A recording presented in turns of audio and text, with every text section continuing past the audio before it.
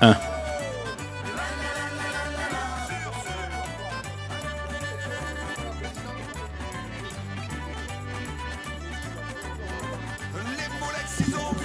Un, deux.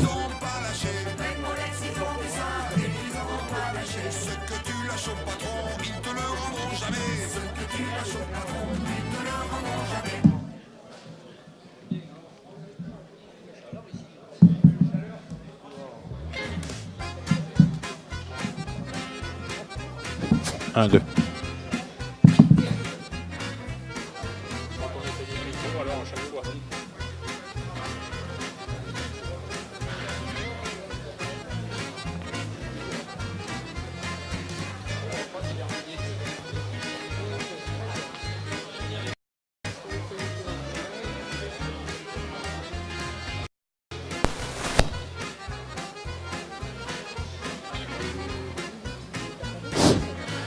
Bon, bonjour à toutes et à tous. Sabotage. Avant que ça commence, je vous donne quelques infos pratiques.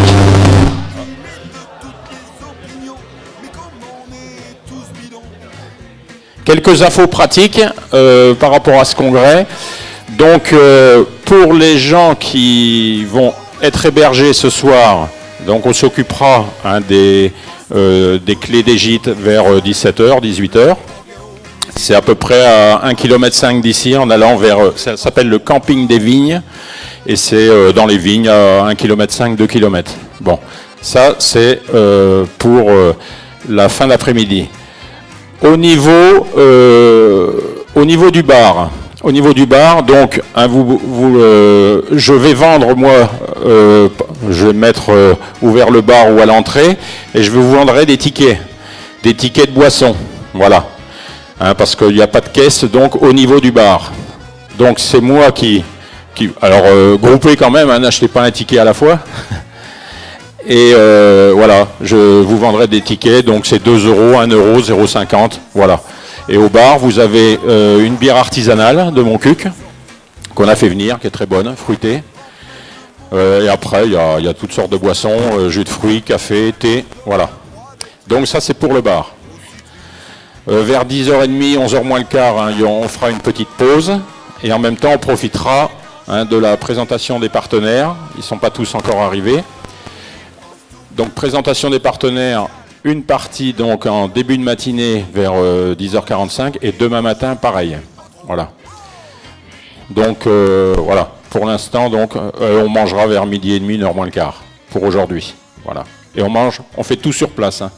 On ne sort pas. Voilà. Bon, bonne journée et puis on va attaquer. Bon, je vais laisser la parole. Qui est-ce qui démarre là Patrice ? Bon, voilà, le congrès va bientôt démarrer. Bon congrès et bonne journée.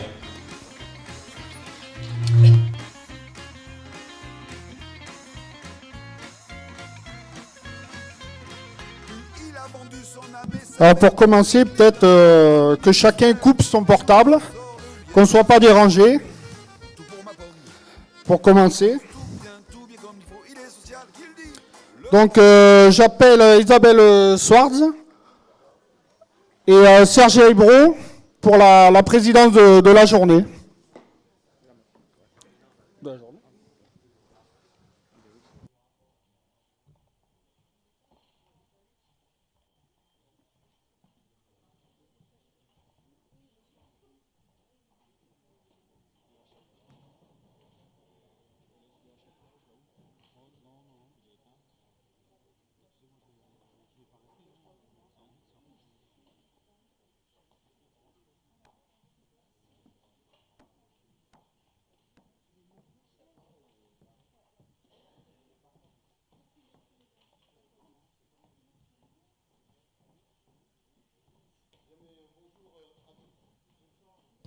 Bonjour à toutes et à tous et bienvenue dans cette magnifique salle des fêtes de Puy-l'Évêque où nous allons tenir 2 jours durant le congrès de l'Union départementale CGT. Nous avons beaucoup à dire, nous avons beaucoup à voir et nous avons surtout beaucoup à construire.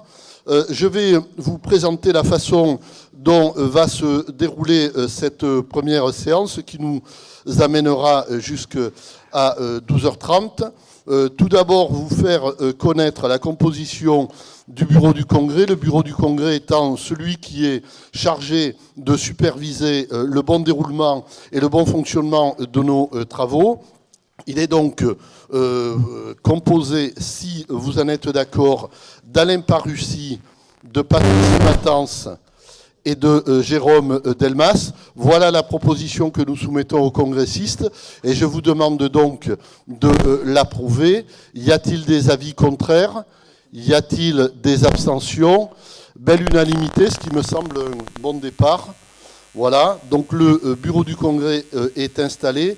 Ensuite, je vous demanderai de valider la composition de 3 commissions, mandat, candidature, amendement. Je donne rapidement le nom de de ceux qui vont les composer. Pour la commission des mandats, Chantal Delac, Isabelle Schwartz, Cécile Guillaumard, Fabrice Nollet et Vincent Buttenbach. Pour la commission des candidatures, Patrice Matance, Christine Pesant, Didier Marcastel, Jean-Claude Plewinski, Jérôme Delmas et Vincent Buttenbach. Et pour la commission des amendements, je vous propose de retenir les candidatures de Isabelle Baudis et Marie Baloge. Alors, j'ai donné les choses un peu rapidement, mais vous avez un document écrit qui le récapitule, donc il est facile de s'y retrouver. Donc voilà, je vous demande s'il y a des avis contraires, s'il y a des abstentions. Donc nous considérons que les 3 commissions sont élues. Vous dire également qu'un des objectifs de ce congrès sera de réélire une nouvelle direction départementale et nous considérons au moment où je vous parle que la liste des candidatures pour la commission exécutive est close. Il en est de même pour les amendements, puisque vous avez reçu il y a quelques mois le document d'orientation. Vous pouvez, pour ceux qui ont oublié de l'amener avec eux, vous pouvez le retrouver sur table. Vous aviez la possibilité, si tel était votre souhait, de proposer quelques amendements. Donc les amendements ne seront plus acceptés à partir de ce moment. Voilà ce que j'étais chargé rapidement de vous dire. Donc maintenant, je donne la parole au secrétaire général sortant, Patrice, pour le bilan d'activité. Et ensuite, la parole sera à vous. Bon congrès, mes chers camarades.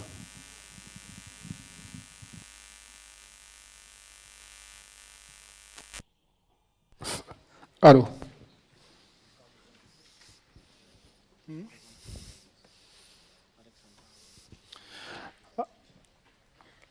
Je vais en dire un peu plus sur la composition de la tribune, puisque nous avons l'honneur d'accueillir Alexandra Ménard, membre de la commission exécutive confédérale. Vous pouvez applaudir. Et Fredo du comité régional, qui vont participer à nos travaux pendant ces 2 jours. Donc, chers camarades, bienvenue au 51e congrès, bienvenue à Puy-l'Évêque. Avant de rentrer dans le vif du sujet, permettez-moi de saluer, c'est important, l'ensemble des camarades, militants, syndiqués et salariés avec qui nos chemins se sont croisés dans un bureau, dans la rue, dans les actions ou les AG. Il est important pour moi de saluer tout ce monde pour l'enrichissement individuel et collectif, pour les richesses d'échange, de construction et de mise en œuvre de notre démarche syndicale. De saluer aussi ceux qui nous ont quittés dernièrement, Jacques Lestrade de Camille Miret, Jean-Claude Gras de Ratier, ancien président du tribunal des prud'hommes de Figeac, Jean Redoux, retraité, ancien métallo et trésorier de l'USR. Important de saluer tout ce monde parce que c'est avec elles et eux qu'on trouve des forces, notamment celle de lutter les forces pour s'engager quotidiennement, pour faire valoir nos propositions et agir pour une transformation progressiste de la société avec notre détermination de conquête sociale. Depuis janvier 2014, évoquer en long et en large et en travers le mandat de l'Union départementale qui vient de s'écouler n'est pas un exercice facile à faire. Comme l'ensemble de nos congrès, un moment de bilan s'impose. Plusieurs rapports spécifiques vont vous être présentés par moi de manière générale et plus spécifiquement ensuite par Philippe pour l'activité spécifique des retraités, Fabrice pour ce qui concerne la politique financière. Pour ce qui est de la vie syndicale, vous avez la plupart des éléments dans le document d'orientation. Ces bilans, ces interventions constituent ensemble le rapport d'activité du mandat écoulé, présenté donc par les membres du bureau. Notre 51e congrès intervient dans un contexte probablement jamais vécu dans l'histoire sociale et l'histoire même du mouvement syndical. Ce contexte national et international est complexe. Il interroge la responsabilité du syndicalisme et celle de la CGT. Le monde s'ouvre sur son chapitre le plus dangereux depuis des décennies. La période pour l'ensemble des peuples est particulièrement marquée par l'escalade de la violence, le développement de la haine, de la pauvreté et de la misère au bénéfice des pouvoirs et des dominations. Les inégalités sociales qui s'accélèrent sur toute la planète entraînent le développement de l'exode, les guerres et les tensions dans lesquelles le terrorisme prend racine. L'échec des dirigeants politiques à résoudre les conflits donne naissance aujourd'hui à de nouvelles urgences, à de nouvelles menaces. Même dans les sociétés en paix, la politique de la peur mène à des polarisations dangereuses et à la démagogie. La montée de l'extrême droite dans de nombreux pays européens est là pour nous le rappeler. Dans le monde, les guerres se multiplient. L'Irak, la Syrie, le Yémen, il y a la situation en Palestine, celle dangereuse que prend la Turquie, etc. L'industrie de l'armement est en plein essor. La France, ne l'oublions pas, fait partie du top 5 des plus gros exportateurs mondiaux d'armes. Elle a fourni des armes à des pays où de graves violations de droits humains ont été commises. C'est la toile de fond de l'élection de Donald Trump à la présidence des États-Unis qui est sans doute l'événement le plus important de l'année passée. Elle aura des conséquences géopolitiques déterminantes pour l'avenir. S'il y a une chose que nous savons, c'est que l'incertitude peut être profondément déstabilisante, particulièrement lorsqu'elle implique l'acteur le plus puissant de la scène internationale, de l'Europe à l'Asie orientale. Chacun analyse nerveusement les tweets et les fanfaronnades de Trump. Le bras de fer de Trump avec la Corée du Nord relance la peur d'un conflit nucléaire majeur. À une autre échelle, l'exaspération sociale issue des politiques d'austérité partout en Europe confirme la nécessité pour les salariés de s'investir dans le syndicalisme, notamment à la CGT pour le progrès social. En France, les dernières échéances politiques passées, présidentielles, législatives, ont apporté la démonstration du rejet des citoyens pour les politiques successives. Elles ont aussi montré une France fracturée, plus divisée que jamais. Les gouvernements actuels et passés ont fait des choix, celui de répondre avant tout aux exigences du MEDEF.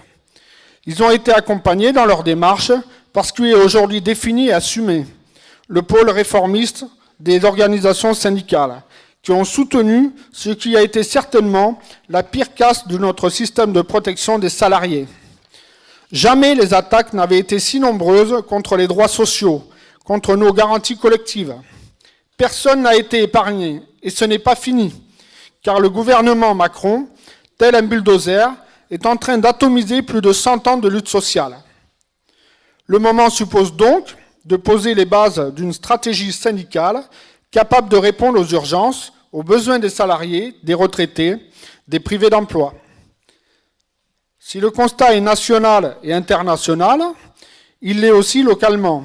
C'est ce qu'on vous propose d'analyser pendant ce congrès. Le congrès est un moment démocratique qui doit nous permettre de nous interroger sur notre stratégie, nos pratiques, nos priorités. C'est dans cet esprit qu'il nous faut travailler. Il ne s'agit pas de faire la liste des maux de la société, mais de cibler les actes de notre travail pour le prochain mandat en tenant compte des urgences, mais aussi de nos moyens et capacités. Il nous faut analyser la situation pour la CGT, la situation pour les militants et nos syndiqués, et mener les débats nécessaires mais constructifs qui nous permettront d'être cohérents pour porter comme il se doit les valeurs fondamentales, la stratégie et les orientations de la CGT, des valeurs de solidarité et de paix notamment. Après notre dernier congrès, quel bilan pouvons-nous faire des 3 années qui viennent de s'écouler pour la CGT du Lot? Comment avons-nous tous ensemble mis en œuvre les orientations de notre dernier congrès? Qu'est-ce qui n'a pas fonctionné? Pourquoi? Nous devons sortir de ce congrès avec une idée très précise de la responsabilité que nous aurons à engager pour le mandat à venir. Contribuer à notre échelle au changement de société revendiqué par la CGT. Pour répondre aux urgences et aux besoins pour les salariés, les retraités et les privés d'emploi. Ce congrès sera synonyme de renforcement, de cohérence d'ambition et de lutte. Nous devons sortir de ce congrès en se disant que nous allons mettre en place tout ce qui est possible pour créer le rapport de force suffisant pour lutter contre les effets dévastateurs des choix politiques et des exigences du patronat, du MEDEF. Pour un autre modèle économique et social contre le capitalisme. Il nous faut gagner la confiance des salariés et leur proposer leur cahier revendicatif, celui en phase avec leurs aspirations et leurs attentes. Arrêtons-nous un instant sur le modèle économique qui domine, ses conséquences pour l'économie et ses effets pour les salariés. Ce modèle ne fait que répondre à une volonté d'asseoir la puissance financière et la puissance des plus riches contre toute morale et contre toute considération pour ceux qui créent les richesses, les salariés. Depuis des années, les salaires n'augmentent que de 0,6% en moyenne par an. Par contre, que dire des dividendes qui, eux, explosent? 56 milliards en 2016, un niveau record depuis la crise financière de 2008. Ce sont 13 milliards de plus qui ont été versés aux actionnaires, comparé à 2015, 43 milliards d'euros. En moyenne, les grandes entreprises françaises ont ainsi redistribué 57% de leurs bénéfices aux actionnaires contre 51% en 2015. Le CICE de Hollande a largement participé à ce triste record qui place la France au premier rang des pays européens qui reversent le plus de dividendes. Nous sommes devant l'Allemagne pour une fois.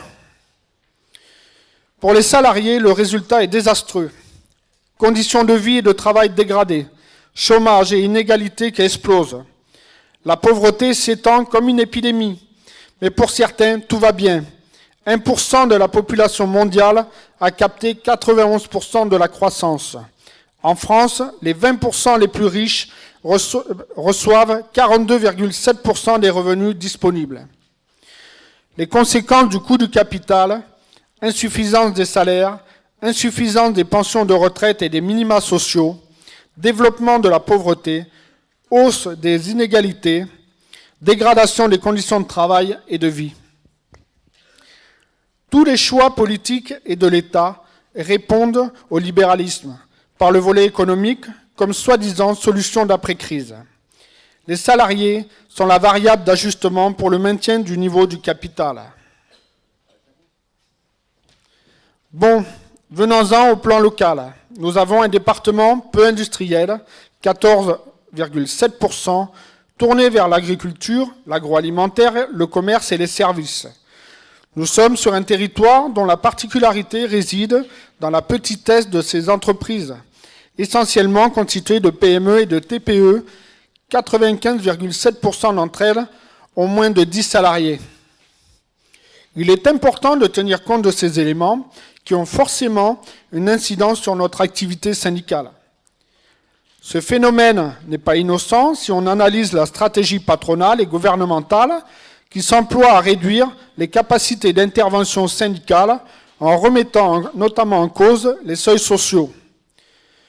Commencé sous Hollande avec la loi Rebsamen, Les dernières ordonnances sous Macron fusionnent pour créer le comité social économique en lieu et place des IRP, DP, CE et surtout noient le CHSCT dans lequel l'intervention syndicale est la plus importante.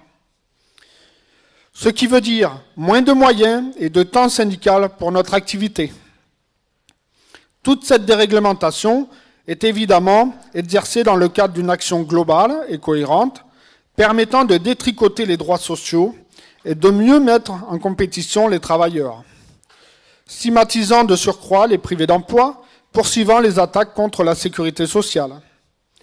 Dans le même temps, l'emploi industriel continue de régresser et les services publics d'être dépecés, voire bradés, à de grandes entreprises multiservices. La liste est encore longue, mais nous ne sommes pas sur une journée d'étude du contexte, mais sur un bilan de l'activité syndicale. En attendant, portons un regard particulier sur le mandat qui vient de s'écouler. L'activité de l'UD durant ces 3 années a été l'occasion de remettre à jour notre propre fonctionnement dans un certain nombre de domaines. Il est important de se rappeler d'où nous sommes partis en 2011 et des orientations que nous avions votées. Sur son fonctionnement, la commission exécutive a eu une participation de l'ordre de 42,40%. 20 membres ont suivi régulièrement les travaux de la CE, 6 ne sont jamais venus, 2 ne sont venus qu'une fois, les autres sont venus de manière très aléatoire.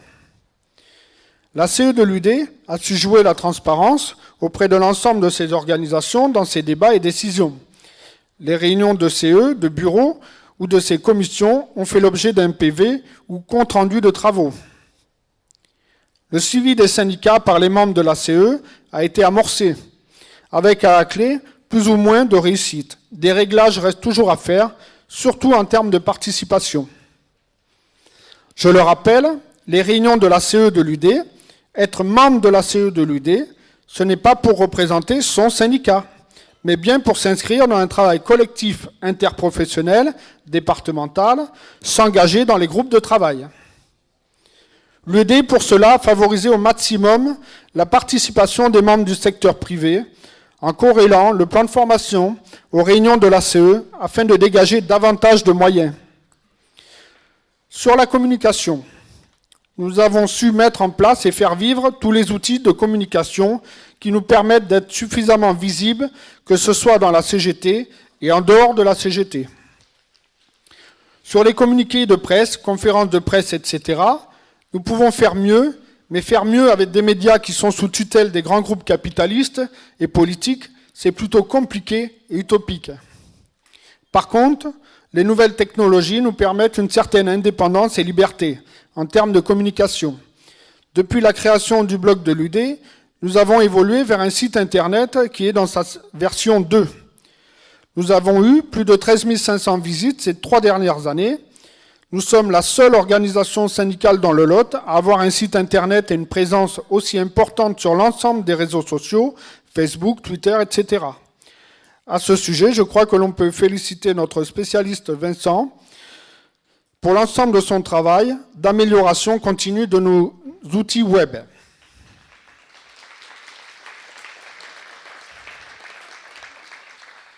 Notre site permet à nos adhérents d'accéder aux différents documents concernant la formation syndicale et de recevoir, s'ils sont inscrits, la lettre électronique du site, l'info automatique par mail dès qu'il y a un nouvel article.